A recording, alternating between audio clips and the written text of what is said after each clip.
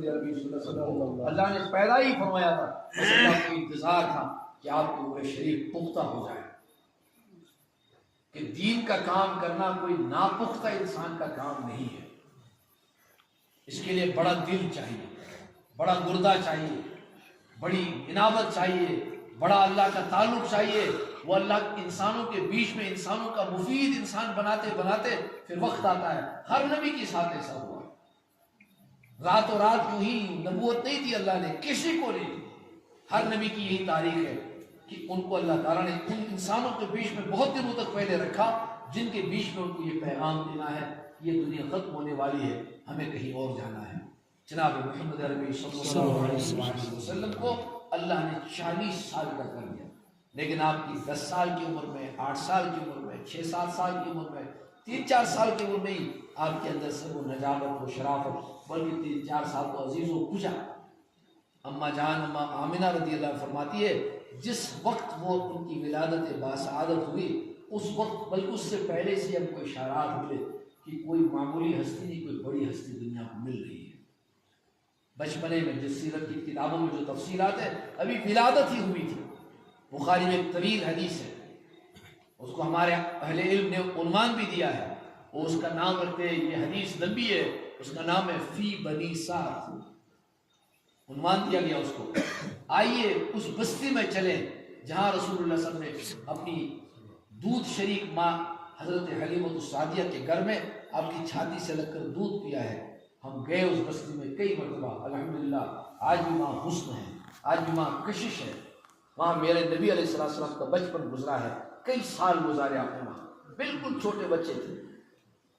اماں حلیمۃ السعدیہ رضی اللہ عنہ فرماتی ہے ہم مکہ آئے ہوئے تھے اور مکے میں بچوں کو لے جانے کے لیے ہم کو موقع ملتا تھا، ایک موسم میں آتے تھے، پڑھی لکھی خواتین ہوتی تھی، زبان صاف ہوتی تھی، دیہات کا ماحول ہوتا تھا، نیک صالحات ہوتی تھی، کوئی گڑبڑ نہیں، کوئی خرابی نہیں۔ لوگ پسند کرتے تھے کہ ہمارے بچے ان کی گودوں میں پلے۔ ہم لینے آئے تھے بچہ، لیکن ادھر سے بچہ ملا، ادھر سے بچہ ملا، 10-20-50 عورتیں آئی ہوں گی، ایک بچہ کوئی نہیں لے رہا تھا۔ اس بچے کو دیکھ کر کچھ سن کر ادھر کر کے چلے جاتے تھے۔ ان کی والدہ بھی چاہتی تھی یہ بچہ کوئی لے لے، لیکن کوئی نہیں لے رہا ہے۔ حضرت حلیمہ بھی گزری اور ساتھ کیا ہوا حلیمہ کیوں نہیں؟ تو کہنے لگی ان کے ابا نہیں ہے، فیس کون دے گا، خرچہ کون دے گا، بچہ پالنا تو کسی خدمت کا عوض ملنا چاہیے، لیکن چونکہ اس بچے کا کوئی بڑا نہیں ہے اس لیے کسی نے ہمت نہیں کی، سب نکل گئے، حلیمہ بھی نکل گئی رضی اللہ عنہا۔ بالکل واضح روایت طویل حدیث بخاری شریف، حضرت حلیمہ بھی نکل گئی۔ جب حضرت حلیمہ نکلی تو راستے میں اس کو خیال آیا، مختصر کر رہا ہوں، راستے میں ان کو خیال آیا کہ اب میری عمر بھی ہو گئی اچھی خاصی، ممکن ہو 40، ممکن ہو 38، وہاں کے حساب سے وہ اچھی خاصی عمر تھی، ان کی خود اپنی اولاد بھی ہو گئی تھی اور اب وہ بزرگی کی طرف جانے والی تھی۔ اس کو خیال ہوا کہ لوگ مجھے تانا دیں گے، حلیمہ کیا بات ہے، تم کو کسی نے بچہ بھی نہیں دیا۔ واپس جا رہے تھے، آدھے راستے پر رک کر اپنے شوہر سے کہا آپ نے دیکھا وہ بچہ؟ اس کو کوئی نہیں لے، لیکن وہ کتنا چاند سا بچہ تھا، کس طرح کھینچتا تھا اپنی طرف سب کو۔ کیا خیال ہے آپ کا اگر ہم اسی بچے کو لائیں گے؟ چلو کوئی بات نہیں، معاوضہ نہیں ملے گا، لیکن کم سے کم یہ تو ہوگا کہ حلیمہ کو کوئی بچہ مل گیا۔ آدھے راستے سے واپس آئی۔ میں اکثر جب سیرت کے موضوع پر گفتگو کرتا ہوں میں کہتا ہوں اس اللہ کی بندی کو نہیں معلوم تھا اس کو کیا ہاتھ آ گیا۔ خلاصۃ الکائنات اس اللہ کی بندی کے غور میں آنے والی تھی، ابھی اس کو اندازہ نہیں تھا، جس طرح اس ماں کو اندازہ نہیں تھا میں کیا لے کے جا رہی ہوں۔ معاف کیجئے، اور ہم سب اس کے مخاطب ہیں، اس امت کو نہیں معلوم کہ ان کے سر پہ کتنا عظیم نبی ہے۔ ہم نے قدر نہیں کی جیسی قدر کرنا چاہیے تھی۔ ان سے بہتر نہ ہمارا کوئی خیال رکھنے والا ہے۔ ہمارا قرآن ان کے بارے میں کہتا ہے عزیز علیہ ما عنتم، اے اسلام آباد کے مسلمانوں، پہلگام کے مسلمانوں، دنیا میں کہیں بھی رہنے والوں، افریقہ کے بیابانوں میں جنگلوں میں رہنے والے مسلمانوں، جب تمہیں کوئی پریشانی ہوتی ہے آقا نبی علیہ السلام کو تکلیف ہوتی ہے، قرآن ہے، کلام پاک ہے، حریص علیکم بالمؤمنین رؤوف الرحیم، انہیں آپ کے بارے میں حرص رہتی ہے۔ جیسے ایک ماں اپنے بچے کو یوں ہی چھوڑ کے جب کہیں چلی جاتی ہے سارا دماغ اس کو اپنے بچے کی طرف لگا لیتا ہے، کھاتی کیوں نہیں ہو، پیتی کیوں نہیں ہو، کیا بات ہے، بچہ رہ گیا گھر میں، اچھا کوئی بات نہیں، وہاں تو ماں کو بدگمانیاں ہوتی ہیں، اردو میں کہتے بدگمانی، خامخواہ بدگمانی ہوتی ہے۔ ماں خامخواہ یہ سوچتی پتہ نہیں کمرے میں وہاں ماچس کی تیلی رکھی ہوگی، کیا پتہ یہ چھوٹا بچہ وہاں جائے اور اس کو جلائے۔ چھوٹا بچہ کہاں جلانے جاتا ہے، کہاں جائے گا جلانے کے لیے، اس کو ہاتھ میں دے تو نہیں جلا پائے، لیکن ماں کو یہ خیال کیوں آتا ہے؟ کیونکہ اس کو محبت ہوتی ہے، خامخواہ اس کے دل میں آتا ہے کہ ایسا تو نہیں ہوگا کہ وہ اٹھ کے جائے گا اور وہ ماچس جلائے گا، اور اس کے بعد وہ گیس کے پاس جائے گا، گیس کا سوئچ آن کرے گا اور تیلی دگائے گا اور آگ لگ جائے گی اس میں، بس بے چینی ہو جاتی ہے۔ اس کو حرص کہتے ہیں عربی زبان میں۔ حریص علیکم، تمہارا نبی کہیں بھی ہو اس کو تمہارے بارے میں حرص ہے۔ ہمارے سامنے حدیث کی کتاب میں روایتیں ہیں، ان حدیث کی کتابوں کی روایتیں ادھر نہیں پھینکی جائے گی ادھر نہیں، ان روایات میں تھوڑا سا کمزوری بھی ہوتی ہے، لیکن بہرحال ہمارے بڑے بڑے محدثین نے حدیثیں نقل کی ہے، وہ فرماتے ہیں ہفتے میں 2 مرتبہ محمد عربی صلی اللہ علیہ وسلم کے پاس امت کے حالات جاتے ہیں، ہفتے میں 2 مرتبہ۔ اسی لیے حضور کی سنت بھی ہے، ہفتے کے ان دونوں میں آپ نے ہمیشہ روزہ رکھا اور امت کے لیے ایک پیغام دے دیا۔ پیر کا دن، جمعرات کا دن، جو صالح حضرات ہوتے ہیں، بزرگ ہوتے ہیں، اللہ والے ہوتے ہیں، اور جن کو زیادہ سے زیادہ اس کی بے چینی ہوتی ہے، بے فکر ہوتی ہے کہ کسی طرح سے میرے نامہ اعمال میں کچھ عمل جمع ہو جائے، پیر کو بھی روزہ رکھتے رہے ہیں اور جمعرات کو بھی۔ البتہ یہ نہ فرض ہے نہ واجب ہے، بس حضور کی ایک ادا ہے، رکھنے والے رکھتے ہیں۔ ہر بار نہ رکھو، کبھی کبھی رکھو، ہر ہفتے نہ رکھو، کبھی اس خیال سے رکھو کہ میرا نبی کیوں رکھتا تھا۔ آپ کو انہی دونوں دن میں اعمال پہنچتے ہیں کہ فلاں ملک میں، فلاں بستی میں، فلاں علاقے میں اس طرح کے اعمال آپ کی امت کر رہی ہے، اور جانتے ہیں ہم سب کیا ہو رہا ہے۔ ابھی ہمارے بچے بھی جانتے ہیں جو پہلے نہیں جانتے تھے، اب ان کی انگلیوں پر بھی ساری دنیا ناچ رہی ہے۔ بچے کو 5 منٹ موبائل ہاتھ میں ملتا ہے، اس کو سب پتہ چلتا ہے دنیا میں کیا ہو رہا ہے، اور یہ ساری دنیا میں جو افریقہ سے انٹارکٹیکا تک ساری دنیا میں جو انسانی جماعت ہے، یہ محمد عربی کی امت ہے۔ بدترین خلق بھی اگر کوئی دنیا میں اس وقت ہے، وہ بھی حضور کا امتی ہے۔ اللہ کے نبی نے ان کے لیے بھی دعائیں فرمائی ہیں، جنہوں نے آپ کو احد کے میدان میں شہید کرنا چاہا، دندان مبارک شہید کر دے، گرا رہے تھے، مار رہے تھے، صحابہ کرام کو جلال آ رہا تھا، اللہ کے نبی علیہ السلام کی زبان پر جب بھی دعا تھی، آپ یہ کہتے تھے کہ اللہ کہر نازل نہ کرنا اس امت کو۔ آپ نے فرمایا اللہم اہد قومی فإنہم لا یعلمون، اے اللہ یہ قوم ہے میری، ان کی ہدایت کا آپ فیصلہ کر دیجئے، یہ محمد کو پہچان نہیں پا رہے۔ میں نے نہ ان سے مال مانگا ہے، نہ میں ان سے عہدہ مانگ رہا ہوں، نہ میں ان کو پر حکومت کرنا چاہتا ہوں، نہ میں ان کو یرغمال بنانا چاہتا ہوں۔ آقا نبی علیہ السلام تو دنیا کے انسانوں کو آزاد کرنے کے لیے آئے ہیں۔ لیضع عنہم اصرہم والاغلال التي كانت علیہم، قرآن کہتا ہے وہ آپ کی نبوت تو اس کام کے لیے دنیا میں بھیجی گئی ہے تاکہ دنیا کے انسانوں نے جو نقلی بوجھ اپنے کندھوں پہ ڈھال رکھے ہیں، تاکہ وہ ان کے وہ بوجھ ہٹا دیں۔ ایک مرتبہ آپ نے خود بیان فرمایا میری مثال اور میری امت کی مثال ایسی ہے جیسے کسی نے آگ جلائی ہو، اور وہ آگ جلانے کے نتیجے میں کچھ پروانے آگے ہو۔ پروانہ سمجھتے نا، ایک پرندہ ہوتا ہے، وہ پروانوں کو اندازہ نہیں ہوتا یہ آگ جھلسا دے گی، جھلسا دے گی، وہ پروانے اس میں پڑے جا رہے ہیں۔ آپ نے جو تعبیر فرمائی، فرمایا وَأَنِّي آخِذٌ بِحُجُوزِكُمْ وَأَنْتُمْ تَقَحَّمُونَ فِيهَا، تم نے اس آگ میں اپنے کو ڈالنے کا پکا ارادہ کیا ہے، میں محمد عربی پیچھے سے آپ کی پشتیں پکڑ پکڑ کر اس آگ سے نکالنے کی کوشش کر رہا ہوں۔ یہ ہے حضور پاک علیہ السلام کی ولادت اور اس ربی کا پیغام، ساری دنیا کا خلاصہ۔ تو حضرت حلیمۃ السعدیہ آئی، کھٹکھٹایا دروازہ، اور اماں جان حضرت آمنہ نکلی، کیا بات ہے؟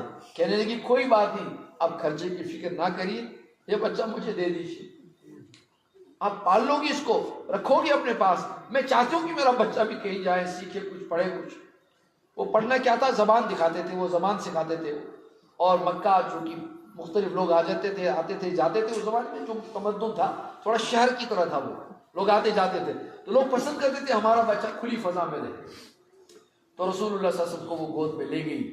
قافلہ صبح کا نکلا ہوا ہے، یعنی سمجھو کہ اگر 7 بجے اننت ناگ سے کوئی چلا، اس کو جانا ہے جموں، اب وہ پہنچا ہے 11 ساڑھے 11 بجے، کہاں پہنچا ہے؟ رام بن پہنچ چکا ہے۔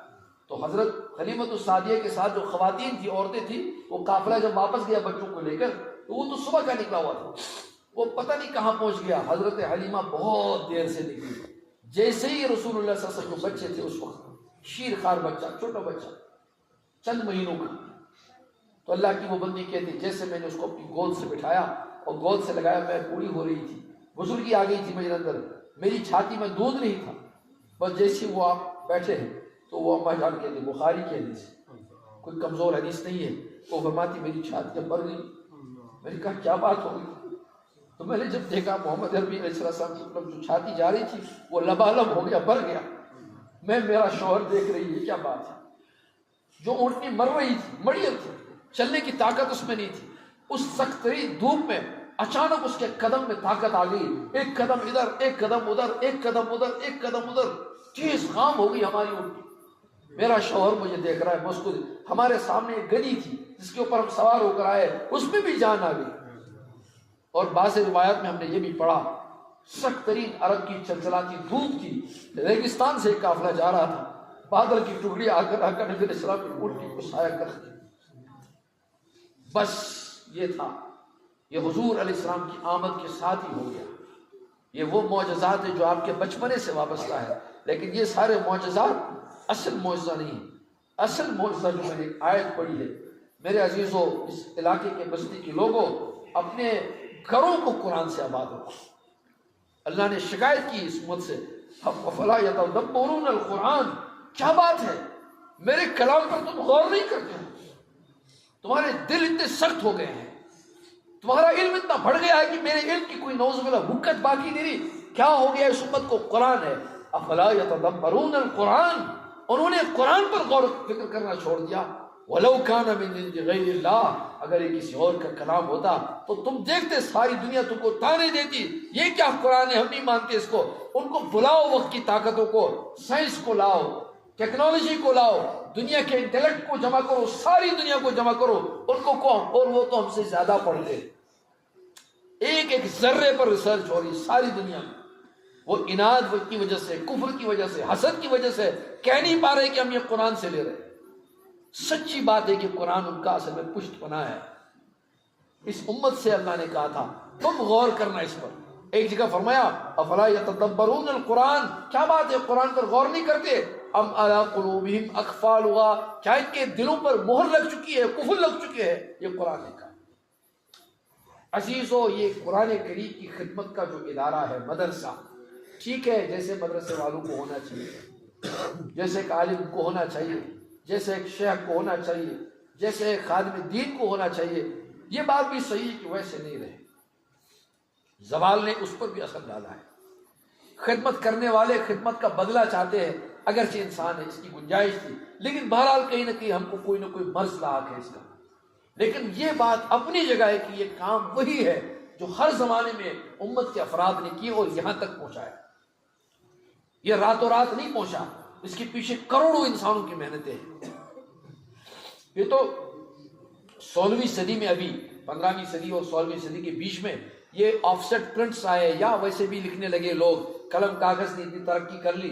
ورنہ ابھی تک یہ صدیاں جو تھی قرآن کریم کی، یہ قرآن کہاں تھا؟ یہ سینوں میں محفوظ ہوتا تھا. اس طرح کے ادارے نہیں تھے جہاں بچوں کو کھانا بھی کھلاتے، پانی بھی پلاتے، چائے بھی پلاتے، آرام کا انتظام کرتے. ایسا کہیں نہیں تھا. اتنی موٹی موٹی جلدیں ہیں محدثین کے حالات پر. بس وہ چلتے تھے اور وہ اللہ کا نام لے کر آگے بڑھتے تھے. چلتے چلتے چلتے چلتے لوگ قرآن کریم سے سیراب ہوتے تھے، آقا نبی علیہ السلام کی حدیث سے سیراب ہوتے تھے. ساری انسانیت تک یہ پیغام انہوں نے اپنے راتوں کی نیم شبی دعاؤں کے نتیجے میں اور ان کی کاوشوں اور محنتوں کے نتیجے میں. میں مختصر کروں گا، عشاء کی نماز باقی ہے. میرا نبی علیہ السلام اپنے بچپنے سے انسانیت کو دیتا. ایک روایت ہم نے یہ بھی پڑھی، سن لیجیے. اور ہم نے آن ایئر ریڈیو پر ایک مرتبہ سنا رہے تھے، تو جو لوگ سنتے ہزاروں لاکھوں کی تعداد میں، آرمی سن رہی تھی، تو وہ ریپرکشنز آتے ہیں وہاں، وہ ہم کو بتاتے ہیں اسٹوڈیو والے، کہتے ہیں جناب سوال آیا ہے. ہم کہتے کھولو کیا لکھا ہے. ایک آرمی کے کسی آدمی نے، واللہ عالم کہاں تھا کیا تھا، انہوں نے کہا تھا ہم رو رہے ہیں، ہم نے آپ کے نبی کا یہ واقعہ سن کر اپنے آنکھوں پر قابو نہیں پایا. وہ روایت یہ ملتی ہے جب ایک چھاتی سے نبی علیہ السلام پی رہے تھے، حضرت حلیمہ بہت خوش ہو گئی، دوسری چھاتی بڑھانا چاہیے. آقا علیہ السلام نے نہیں پسند فرمایا. بار بار کوشش کی گئی، دوسری چھاتی سے کیوں نہیں. حضرت حلیمہ کا اپنا ایک بچہ اور بھی ہے. گویا کہ حضور چھاتی کے موقع پر پیغام دے گئے کہ میں عدل کے ساتھ دنیا میں رہوں. یہ میرے بھائی کا حق ہے، یہ حلیمہ سعدیہ کی اپنی اولاد کا حق ہے. آپ نے مجھے خون پلایا، دودھ پلایا سراغ اوپر، لیکن میں کسی اور کا حصہ ہڑپ نہیں کر سکتا. کیسے کر سکتے؟ یہ امت آج اس لیے دنیا میں ذلیل ہے معاف کیجیے گا عزیزوں بچوں، اس نے اپنے نبی کو نہیں سمجھا ہے۔ اس وقت سب سے بڑا مسئلہ یہ ہے، سب سے بڑی محنت یہ ہے، سب سے بڑا کام یہ ہے، چٹانے چاک ہو کر دودھ کی خار چلے۔ ایک شاعر کہتا ہے کیسے نہیں مانے گی انسانیت۔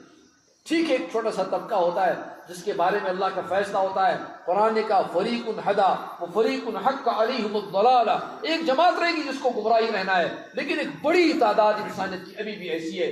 جب جاتے ہیں ان سے بات کرتے ہیں، ہم افریقہ کے ایک ملک میں تھے، ہمارے ساتھی ہم کام کر رہے تھے دعوت کا، تو ایک جگہ سے دوسری جگہ جانے کی ضرورت پڑی، جگہ جگہ وہاں اسٹال لگائے جاتے ہیں۔ ابھی تو ماشاءاللہ وہاں بہت اچھا ماحول ہے، ان ملکوں میں تھوڑا سا کمی آ گئی حکومتوں کی وجہ سے، سیاست، ورنہ انسان کو انسان کا پیغام دینا کوئی بری چیز نہیں ہے۔ ہر انسان کو اس کا حق ہے کہ اس کو اس کا پیغام دیا جائے۔ قرآن جتنا ہمارا ہے اتنا ساری انسانیت کا ہے، فرق صرف یہ کہ اللہ نے ہم کو اس کی توفیق دی کہ ہم اس کو پڑھ رہے ہیں، پڑھا رہے ہیں، اور جن کو ابھی یہ نہیں ملا ہے ان تک پہنچانے کی ذمہ داری ہے۔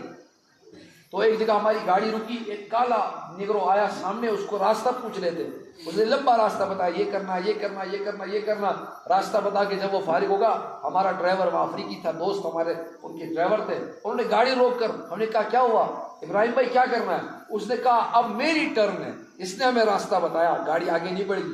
وہ اترا نیچے، اس نگرو سے، اس کالے سے گفتگو کی، 5-10 منٹ کی گفتگو کے بعد صاحب ایمان ہو گیا۔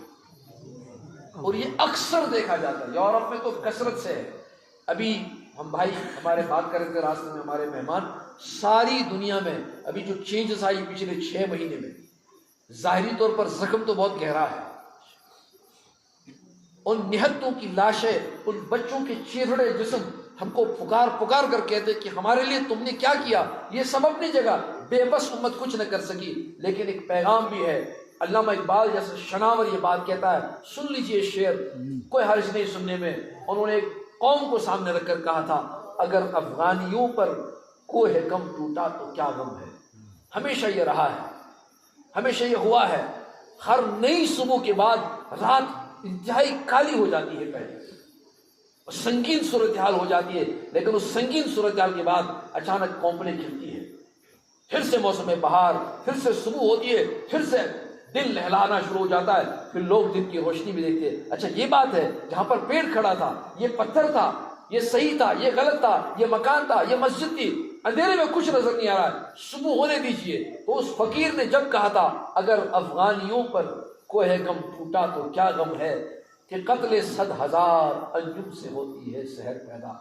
میرا مزاج میں اس بات عرض کرتا ہوں، وہ کہتا ہے کہ یہ جو خوبصورت ستارے رات کو تم کو نظر آتے ہیں، یہ ٹمٹماتے رہتے ہیں، بہت اچھی لگتی ہے یہ تاروں بھری رات۔ اب آدمی اس کو لہلاتا دیکھتا اور مسکراتا دیکھتا رہتا ہے، لیکن ساتھ میں اس کو یہ بھی شوق ہوتا ہے اب صبح ہونی چاہیے۔ اقبال کہتا ہے دونوں چیزیں تمہارے ہاتھ میں نہیں آ سکتی۔ اگر تمہیں صبح دیکھنی ہے، ان ٹمٹماتے چراغوں کو آپ کو ایک مرتبہ بجھتا دیکھنا پڑے گا۔ میرا خیال ہے، میرا اشارہ آپ سمجھیے، جس ارض مقدسہ میں جو کچھ ہو رہا ہے، سچی بات یہ ہے 57 ملکوں کی نیند حرام ہو جانی چاہیے، بے کل و بے چین ہونا چاہیے۔ اور اللہ کا شکر ہے ایسے لوگ ہیں اب بھی، اگرچہ تعداد کم ہے۔ اس سال کے حج میں ہم نے دیکھا ماشاءاللہ دنیا دار لوگ، جن کے پاس دنیا بھی ہے، اللہ نے ان کو بہت نوازا ہے، وہ دنیا دار لوگ ہیں، لیکن ہم نے ان کو دیکھا تنہائیوں میں وہ اللہ کے سامنے عشق بہا رہے تھے، کعبے کی گلاف پکڑ پکڑ کر کہہ رہے تھے ہم ان معصومین کے لیے کچھ کرنا چاہتے ہیں، ہمارے ہاتھ بندھے ہوئے کچھ نہیں کر پاتے۔ لیکن یاد رکھو مومنوں، مسلمانوں، میں بھی آپ کے ساتھ شامل ہوں، ایک مسلمان مسلح تو بچھا سکتا ہے، اللہ سے کی ہوئی غفلت پر توبہ تو کر سکتا ہے۔ جب ہم یہاں غفلت کا توبہ کریں گے، اللہ کی رحمت وہاں برسے۔ جب آدمی یہاں ارادہ کرے گا، اے اللہ میں آپ کو جانتا ہوں کہ آپ دنیا پر حاوی ہیں، آپ صرف عربوں میں نہیں ہیں، آپ صرف عجمیوں میں نہیں ہیں، میں نے جس اللہ کو مانا ہے وہ تا وقت ہر جگہ نظر آتا ہے، اس کی شان یہ کہ وہ ہر جگہ ہر دن نیا ہے، ہر بار نیا ہے۔ کل یوم ہوا فی شان، قرآن نے کہا ہر رات، ہر دن، ہر صبح، ہر دوپہر، ہر لمحہ اس کی اپنی ایک شان ہوتی ہے، نہیں ہوتی ہے اس کی شان۔ تو اس اللہ کی شان کو پکار کر گئے کہ ان دور دراز بستیوں میں ہم کچھ نہ کر سکے، آدھی رات اٹھ کر اللہ کے سامنے، اے اللہ ہم ان بھائیوں کی طرف سے آپ سے بھیک مانگتے ہیں، آپ ان کی مدد فرما دیجئے۔ پھر سے آنکھ کھلنے والی ہے دنیا کی، یورپ کے شہروں میں انقلاب برپا ہو گیا، لوگ قابو میں نہیں رہ رہے، اور وہ کتابیں ڈھونڈ رہے، علم پڑھ رہے، قرآن ڈھونڈ رہے، حدیث ڈھونڈ رہے، رسول اللہ صلی اللہ علیہ وسلم کی سیرت پڑھ رہے. وہ کہہ رہے وہ کیا چیز ہے جو اتنی بڑی طاقتوں کے سامنے ڈٹی ہوئی ہے؟ کیا ہے ان کے پاس؟ کوئی چیز ہے؟ جاننے والے جانتے ہیں کچھ نہیں ان کے پاس، سرنگوں میں بیٹھے ہوئے ہیں. لیکن کوئی چیز ہے جو اللہ چلا رہے ہیں. ٹھیک ہے، بدر میں جب ہمارے نبی علیہ السلام کو دھکے کھانے پڑے، احد میں جب آپ نبی علیہ السلام اتنی بڑی ہستی رکھنے والے، جب آپ کنویں میں گر گئے اور گڑھے میں گر گئے اور کھود آپ کی مبارک جسم میں گھس گئی اور صحابہ کے درمیان میں مشہور ہو گیا، آقا نبی علیہ السلام شہید ہو گئے اور تتر بتر ہو گئے. لیکن بعد میں یہ پتہ چلا کہ آقا علیہ السلام موجود ہے، اگرچہ زخمی ہے اور گر رہے، گر کے اٹھ رہے گر رہے. اتنے بڑے نبی کے ساتھ اس دین کے معاملے میں اللہ کی سنت ہے، رہے گی. میرے عزیزوں، بس لمبی بات نہیں، یہ ادارہ آپ کا ہے، یہ مسجد ماشاءاللہ، یہ بستی. کوشش کریں ہم اپنے بچوں کو قرآن پڑھائیں، جان کھپائیں، جان سکول پڑھائے، کالج پڑھائے، یونیورسٹی پڑھائے، ڈاکٹر انجینئر، کوئی منع نہیں کرتا. اب تو ماشاءاللہ ہمارے سٹی میں، شہر میں ایک اسکول میں پرسوں جانا ہوا، ایک 2-4 دن پہلے، چند دن پہلے، کرسچن پبلک اسکول ہے، تقریباً 3-4 ہزار بچے وہاں پڑھتے ہیں. جو ان کے ذمہ دار تھے، انہوں نے پروگرام رکھا تھا بچوں میں.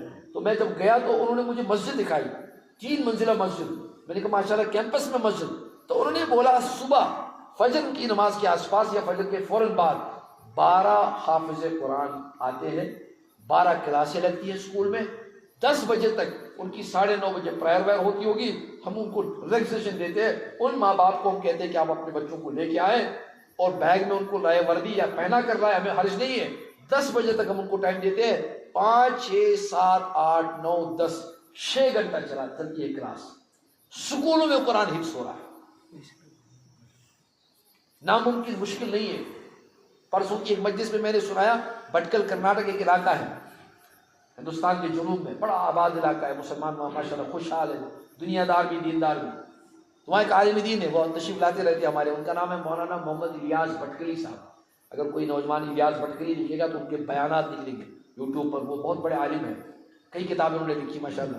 وہ مولانا بٹکلی صاحب نے لکھا کہ جب کووڈ آیا تو سب نے کہا کوارنٹین ہونا پڑے گا، الگ بیٹھنا پڑے گا. میں نے مسجد کا راستہ لے لیا. بس 50-52 سال کی عمر میں مسجد میں بیٹھ گیا، صبح سے لے کر شام تک، شام سے لے کر صبح تک. بس کوئی کھانا رکھتا تھا، تھوڑا سا کھا لیتا تھا. صرف 7 مہینے میں 53-54 سال کے ایک عالم نے سارا قرآن یاد کر لیا.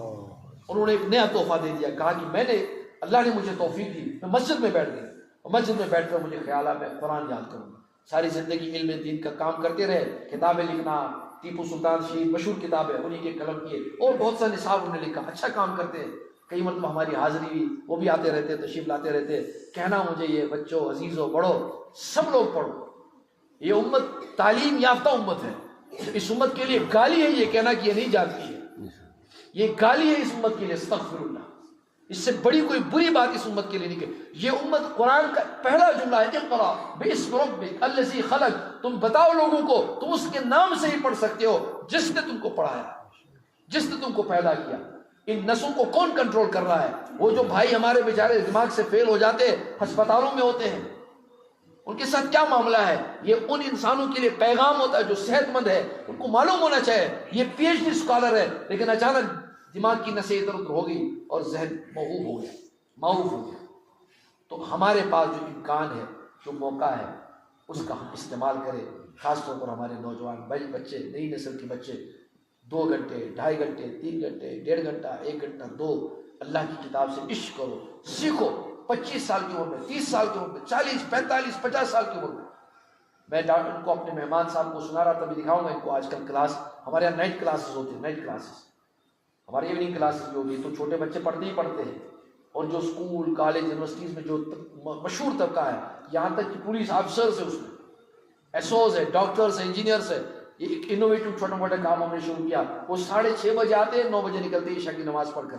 ہفتے میں صرف 4 دن پڑھتے ہیں، Sunday, Monday, Tuesday, Wednesday, Thursday, Friday, Sunday چھٹی، 3 دن.